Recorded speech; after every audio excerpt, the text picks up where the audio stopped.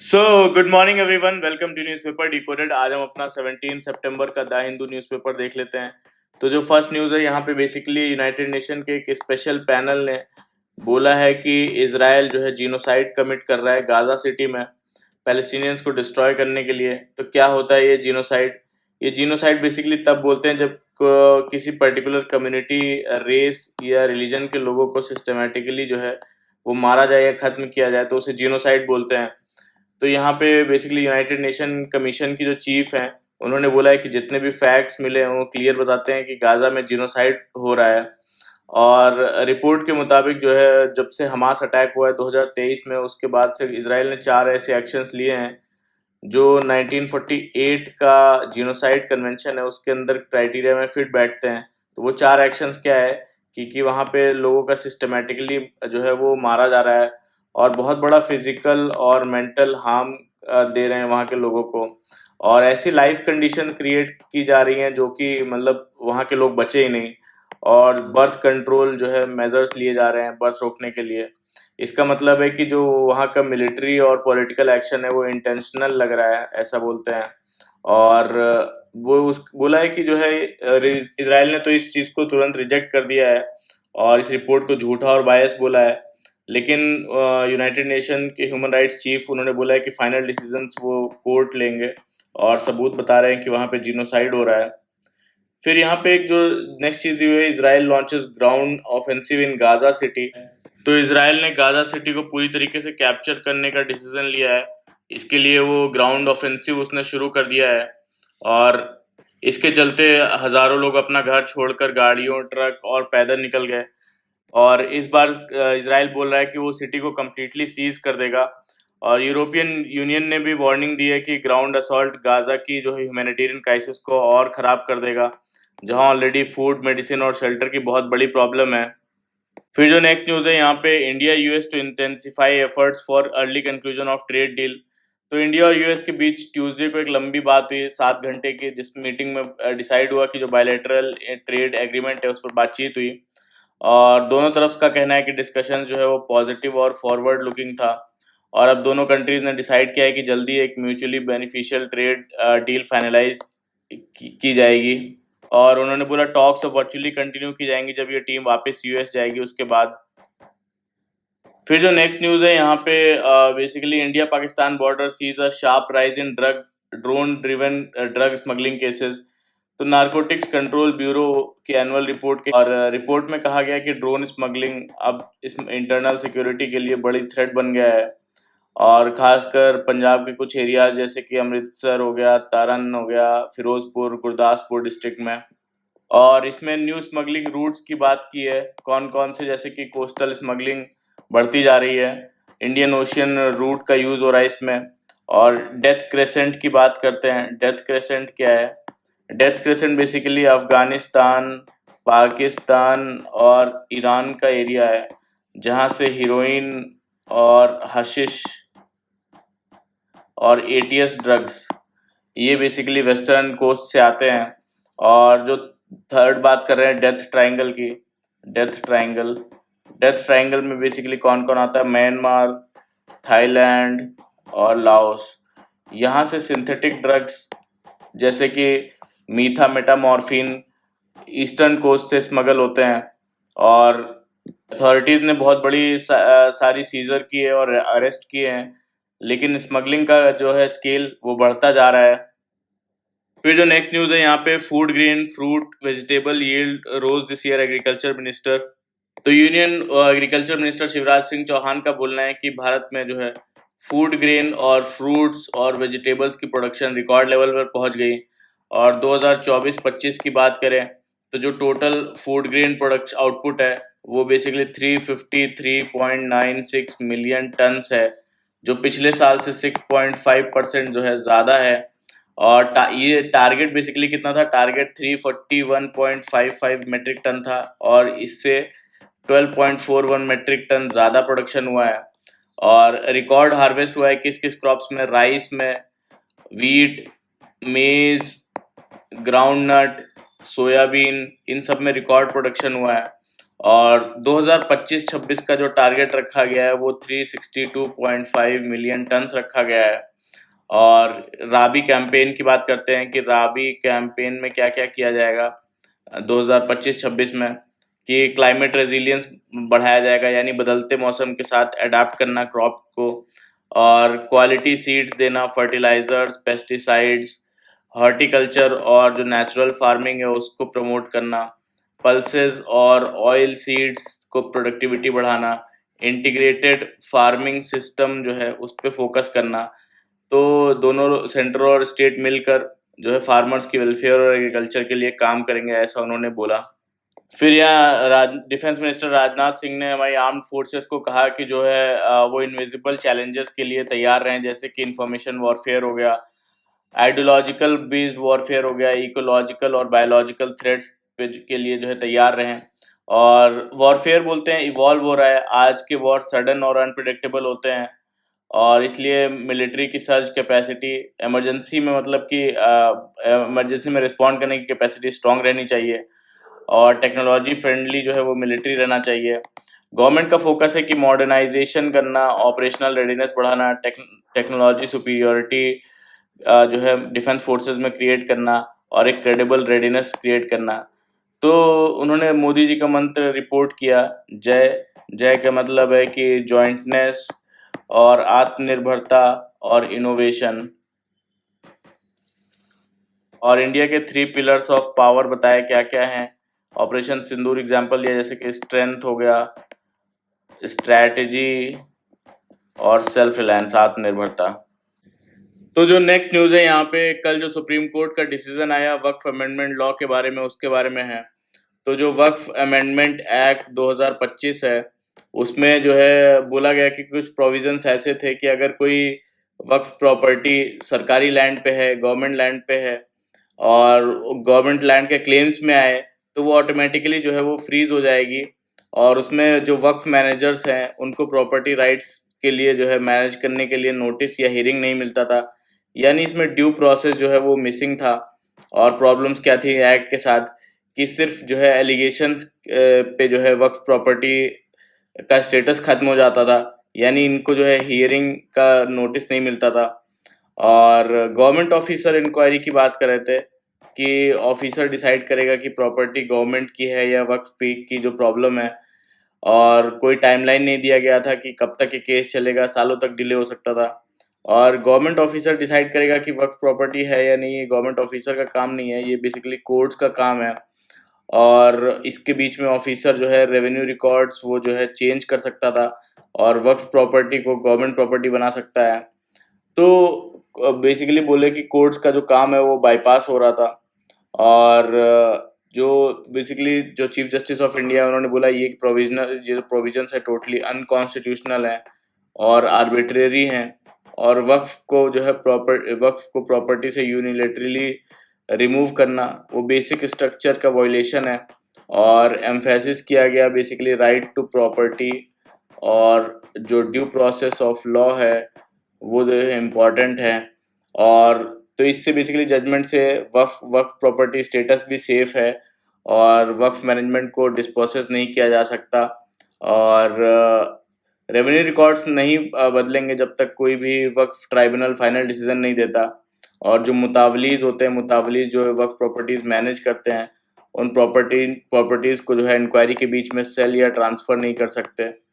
तो बैलेंस किया है एक तरह से, वक्फ राइट भी सेफ है और पब्लिक इंटरेस्ट भी कंसिडर किया गया है।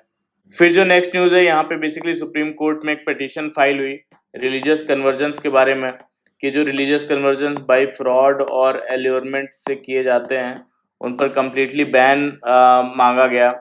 तो यहाँ पे हुआ क्या है कि कई सारे स्टेट्स ने एंटी कन्वर्जन जो है लॉज बनाए हैं, जो कि मतलब रिलीजियस कन्वर्जन्स रेस्ट्रिक्ट करते हैं फ्रॉड और एल्योरमेंट के थ्रू, जैसे कि यूपी, एमपी, हिमाचल प्रदेश, गुजरात, झारखंड और कर्नाटका, राजस्थान, इन सब ने फ्रीडम ऑफ रिलीजियस एक्ट्स बनाए हैं। और अब अमेंडमेंट्स के बाद जो है थर्ड पार्टीज जो है वो भी क्रिमिनल कंप्लेंट फाइल कर सकती हैं कपल्स के खिलाफ, और पनिशमेंट बहुत ज़्यादा है, और 20 साल से लेके जो है लाइफ इम्प्रिजनमेंट तक। और जितने भी नए लॉज बन रहे हैं वो और ज़्यादा स्ट्रिक्ट हो रहे हैं। और बेल कंडीशंस इतनी रेस्ट्रिक्ट हैं जैसे कि एंटी टेरर लॉज में होती हैं। तो बर्डन ऑफ प्रूफ भी जो है कन्वर्ट पर है, मतलब उसको प्रूफ करना होगा कि उसने अपनी मर्जी से कन्वर्जन किया है। और इसमें कंसर्न्स ये हैं कि बेसिकली इंटरफेथ जो मैरिजेस पर तुरंत केसेस बन जाते हैं और बेल मुश्किल हो जाती है, और नॉर्मल चर्च फेस्टिवल या रिलीजियस ऑब्जर्वेंस पर भी मॉब अटैक कर देते हैं लोग। और ये लॉज एक दूसरे स्टेट के लिए बिल्डिंग ब्लॉक बन गए हैं, मतलब कि नए लॉज और भी ज़्यादा स्ट्रिक्ट बना रहे हैं लोग और स्टेट्स। और इसका इफेक्ट आर्टिकल 25 पर पड़ता है, यानी फ्रीडम ऑफ कंशियंस और राइट टू प्रोफेस और प्रोपोगेट रिलीजन, उस पर इफेक्ट डाल रहा है ये। और कोर्ट ने बोला इसको जो है 6 हफ्ते बाद सुना जाएगा इस केस को, तब डिसाइड किया जाएगा इस पे स्टे लगाना है या नहीं लगाना है। जो नेक्स्ट न्यूज़ है यहाँ पे बेसिकली डायबिटीज़ की बात करें तो diabetes 800 million patients world wide हैं, मतलब कि इसमें से हाफ अनट्रीटेड भी हैं।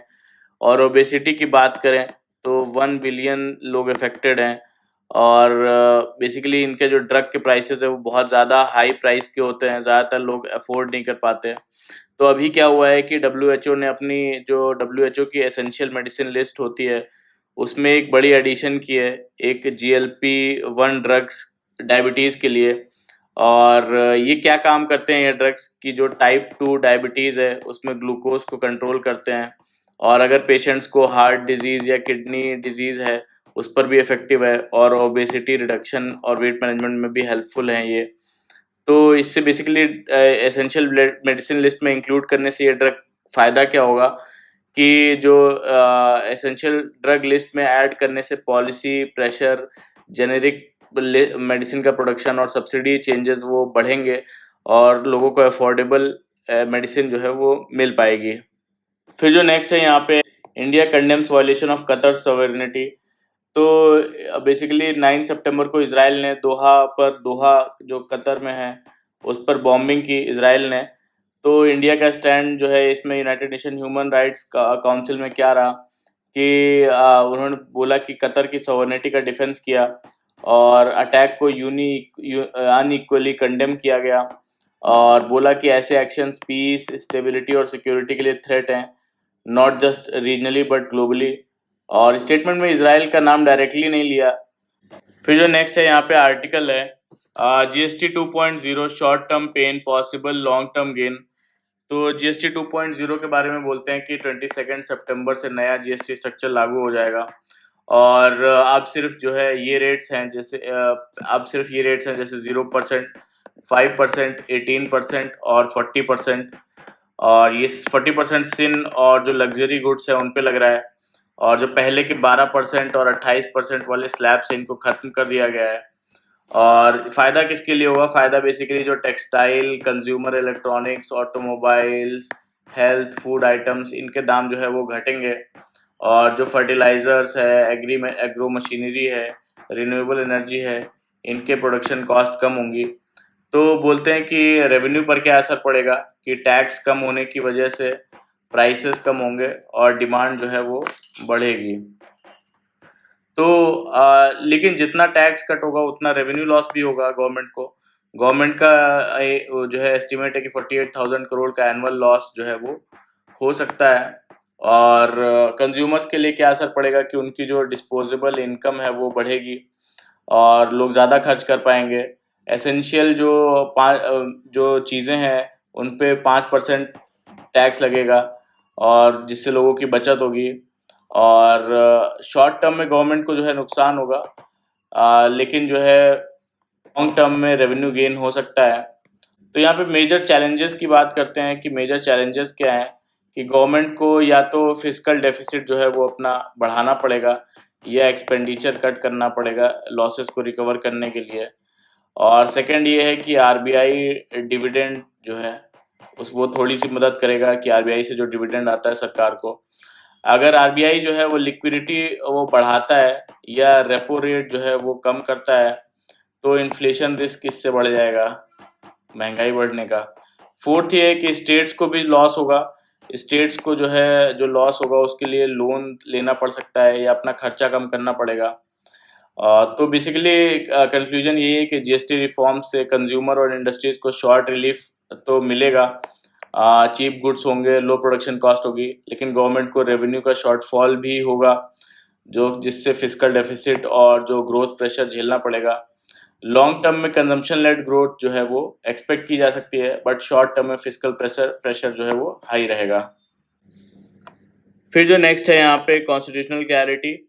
ये 8 अप्रैल 2025 को एक सुप्रीम कोर्ट का डिसीजन आया जिसमें कि स्टेट लेजिस्लेचर से जो बिल्स गवर्नर के पास असेंट देने के लिए आते हैं, उसमें जो है सुप्रीम कोर्ट ने बोला कि गवर्नर्स इस बिल को इंडेफिनेटली डिले नहीं कर सकते इस पर डिसीजन लेने पे, और उन्होंने बोला कि जो है 3 मंथ्स के अंदर डिसाइड करना होगा, अदरवाइज डीम्ड असेंट माना जाएगा बिल को। तो यहीं पे कोर्ट का ऑब्जर्वेशन क्या है कि गवर्नर्स जो है वो बिल को इनडिफिनिटली डिले नहीं कर सकते, और बोला कि governors can not sit over the wisdom of legislature indefinitely, और कॉन्स्टिट्यूशन में इसमें स्पेसिफिकली कोई टाइमलाइन ऐसी नहीं दी गई है, और इसका मतलब अनलिमिटेड डिस्क्रिशन नहीं हो सकता, और अगर गवर्नर एक्शन नहीं लेते तो बेसिकली डेमोक्रेटिक गवर्नेंस पैरालाइज हो जाता है। और ये जो टाइमलाइन है सुप्रीम कोर्ट ने बनाई है, तो ये कॉन्स्टिट्यूशन में नहीं है। तो basically chief justice of India का क्या सवाल है कि क्या कोर्ट पावरलेस बैठ सकते हैं, बैठ कर देखें जब गवर्नर एक कॉम्पिटेंट स्टेट लेजिस्लेचर को डिफंक्ट बना रहा है। और केरला के काउंसिल ने पॉइंट किया कि डिलेज मोस्टली ऑपोजिशन जो रूल्ड स्टेट्स हैं उसमें हो रहे हैं, मतलब प्रॉब्लम कॉन्स्टिट्यूशन में नहीं बल्कि उसकी सेलेक्टिव यूज़ में है। और आर्टिकल 356 की बात करते हैं कि प्रेसिडेंट्स रूल के एक्शन जुडिशियल रिव्यू के अंदर आते हैं, तो फिर आर्टिकल 200 के एक्शंस को रिव्यू के बाहर क्यों रखा जाए, ये आर्ग्यूमेंट जो है वीक माना गया। और सेंटर का अनयूजुअल स्टेप क्या है कि सेंटर ने प्रेसिडेंशियल जो रेफरेंस फाइल किया अंडर आर्टिकल 143, जिसमें कि प्रेसिडेंट सुप्रीम कोर्ट से किसी क्वेश्चन ऑफ लॉ या फैक्ट पे ओपिनियन ले सकते हैं। तो अंडर आर्टिकल 143 बेसिकली बोलते हैं कि ये सिर्फ एडवाइजरी है और सिर्फ एडवाइस देता है सुप्रीम कोर्ट, और अंडर आर्टिकल 141 में जो है जो ये टेंडर जो दिया गया है कि 3 मंथ्स के अंदर उन्हें डिसाइड करना है गवर्नर को बिल पे, तो ये बेसिकली ये बाइंडिंग डिसीजन होता है जो अंडर आर्टिकल 141 दिया जाता है। और अगर सेंटर को डाउट था कि रिव्यू पिटिशन या क्यूरेटिव पिटिशन का ऑप्शन था, बेसिकली गवर्नर्स को डेमोक्रेटिक प्रिंसिपल्स के अगेंस्ट इंडेफिनिट वीटो पावर नहीं दी जा सकती, ऐसा सुप्रीम कोर्ट का ऑब्जर्वेशन है अभी तक का।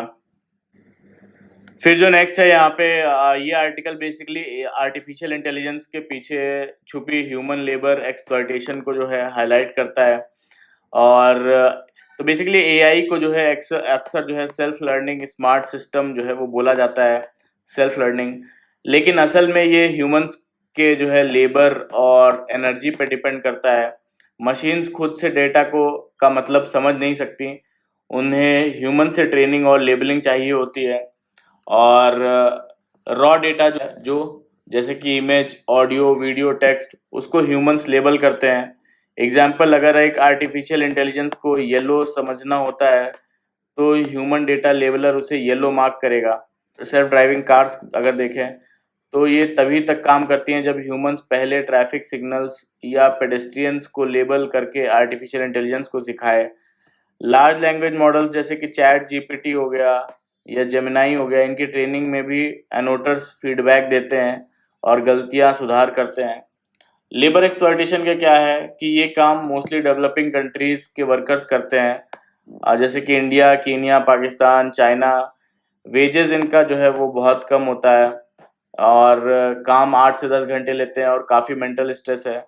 कई लोग जो है ग्राफिक और डिस्टर्बिंग जो है कंटेंट जैसे कि पोर्नोग्राफी, वायलेंस, ये सब देख कर लेबल करना पड़ता है उनको, जिससे जो है एंग्जाइटी और डिप्रेशन भी होता है, क्योंकि लेबलिंग करनी है ऐसे कंटेंट की तो उन्हें पहले खुद देखना पड़ता है।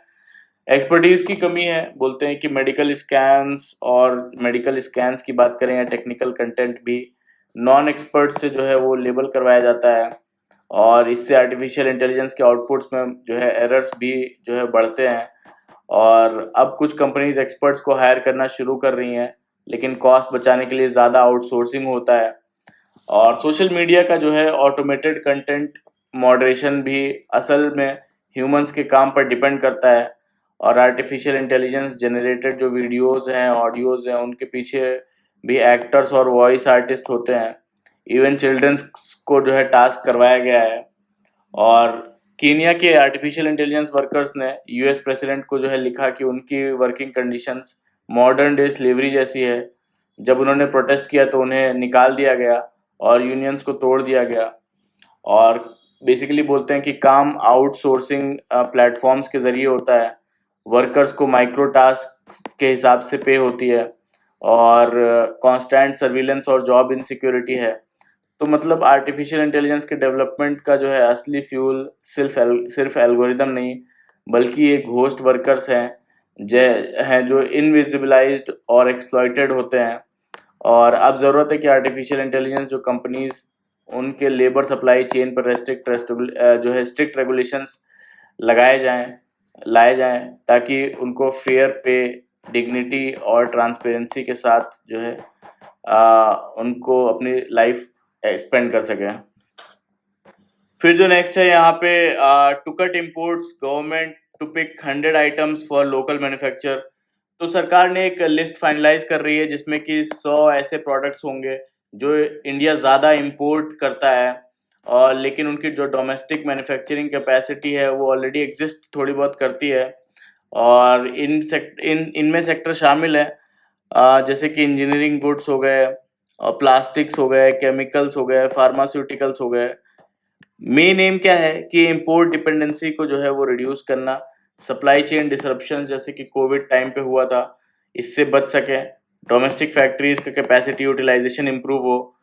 तो सरकार चाह रही है कि प्राइवेट सेक्टर की प्रोडक्ट्स की डोमेस्टिक प्रोडक्शन बढ़ाए ताकि मेक इन इंडिया से इंपोर्ट का रिप्लेसमेंट हो जाए। और जो नेक्स्ट न्यूज़ है यहाँ पे, more crude coming from western hemisphere. तो पेट्रोलियम मिनिस्टर हरदीप सिंह पुरी ने कहा है कि इंडिया अब इतना रेजिलियंट बन गया है कि वो ग्लोबल ऑयल और गैस मार्केट का जो टर्बुलेंस आता है उसको इजीली हैंडल कर रही है। रीज़न क्या है? क्रूड ऑयल सप्लाई जो है वेस्टर्न हेमिस्फीयर जैसे कि अमेरिका से ज़्यादा ऑयल आ रहा है, और नेचुरल जो गैस सप्लाई 2026-27 की बात करें तो और ज़्यादा गैस मार्केट में 2026-27 से आएगी। और जियोपॉलिटिकल टेंशंस के बावजूद अब इंडिया अब एक कॉन्फिडेंट ऑयल सप्लाई के शॉर्टफॉल से ज़्यादा इफेक्ट नहीं होगी, ऐसा उनका बोलना है। फिर जो नेक्स्ट है यहाँ पे, simple energy makes countries first rare earth free motors. तो रेयर अर्थ मोटर्स क्या होते हैं? ये बेसिकली रेयर अर्थ जो मैग्नेट्स होते हैं उसमें यूज़ होते हैं। और रेयर अर्थ मैग्नेट्स ये किस में यूज़ होते हैं? ये बेसिकली इलेक्ट्रॉनिक व्हीकल्स में यूज़ होते हैं, विंड टर्बाइंस में यूज़ होते हैं, कंज्यूमर जो इलेक्ट्रॉनिक्स होते हैं उसमें यूज़ होता है, जैसे कि हार्ड ड्राइव हो गया, स्मार्टफोन हो गया, लैपटॉप्स हो गए। इंडस्ट्रियल ऑटोमेशन में भी यूज़ होता है, जैसे रोबोटिक्स में, एलिवेटर्स बनाने में, मेडिकल इक्विपमेंट्स में यूज़ होता है, जैसे एमआरआई मशीन हो गई, सर्जिकल रोबोट्स हो गए। एरोस्पेस में यूज़ होता है और जैसे फाइटर जेट्स हो गए उनमें। और डिफेंस में भी यूज़ होता है गाइडेड मिसाइल बनाने में। रिन्यूएबल एनर्जी में इसका यूज़ होता है जैसे एसी, रेफ्रिजरेटर, इन सब में। तो इम्पोर्टेंट क्यों है? क्योंकि चाइना ने अभी जो है इनके एक्सपोर्ट्स पे जो है बैन लगा रखा है, और इंडिया ज़्यादा हैविली डिपेंडेंट है रेयर अर्थ मैग्नेट्स पे, इसलिए इम्पोर्टेंट है ये। फिर जो नेक्स्ट न्यूज़ है यहाँ पे, India's education sector most prone to cyber attacks. तो यहाँ पे एक रिपोर्ट आई है, उसके हिसाब से बताया गया है कि इंडिया में साइबर अटैक्स जो है वो काफ़ी तेज़ी से बढ़ रहे हैं। और हर वीक जो है अगर बात करें अगस्त जो है 2025 की, तो हर वीक एवरेज 3237 अटैक पर ऑर्गेनाइजेशन जो है वो रिकॉर्ड किए गए हैं। और टॉप टारगेट जो सेक्टर है वो बेसिकली एजुकेशन है, सबसे ज़्यादा टारगेटेड है क्योंकि ऑन गोइंग डिजिटाइजेशन इसका बहुत ज़्यादा हो रहा है। और फिर सेकंड नंबर पे गवर्नमेंट पे अटैक होता है, फिर थर्ड पे कंज्यूमर गुड्स और सर्विसेज पे। तो ग्लोबल ट्रेंड ये है कि एजुकेशन सेक्टर अभी भी सबसे ज़्यादा टारगेटेड है, और एजुकेशन और अंडर फंडेड जो सेक्टर्स हैं हैकर्स के लिए इजी टारगेट है। डिजिटाइजेशन के साथ साथ स्ट्रॉन्ग साइबर सिक्योरिटी मेजर्स लगाना अर्जेंट हो गया इन सेक्टर्स में।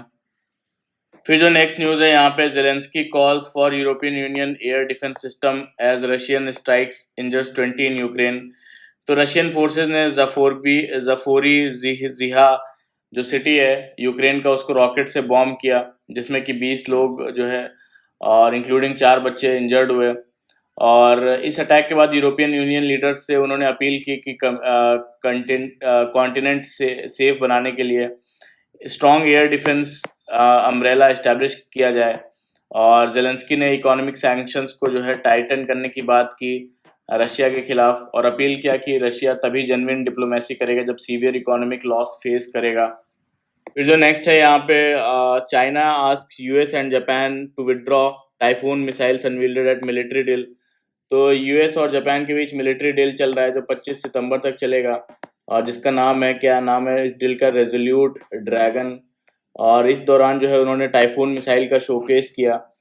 तो टाइफून मिसाइल क्या है, बेसिकली यूएस आर्मी का पार्ट है जो कि ग्राउंड से लॉन्च किया जा सकता है, और truck based long range precision strike कर बनाता है ये मिसाइल। और चाइना ने बेसिकली कहा है कि जापान और यूएस से कि वो टाइफून मिसाइल सिस्टम जापान से विड्रॉ करें, वहाँ पे प्लेस ना करें। और चाइना ने इससे स्ट्रॉन्ग डिससेटिस्फैक्शन दिखाया और फर्म अपोजिशन कहते हुए क्रिटिसाइज किया। और जापान का कहना है कि इससे उनकी जो सिक्योरिटी डिटरेंस है वो स्ट्रांग होगी, क्योंकि रीजन का एनवायरनमेंट जो है वो टेंस है। तो ये था पूरा आज का हमारा द हिंदू का न्यूज़ डिस्कशन। तो अच्छा लगा हो तो प्लीज़ लाइक करिएगा, कमेंट करिएगा और सब्सक्राइब भी कर लीजिएगा। Thank you very much for the discussion.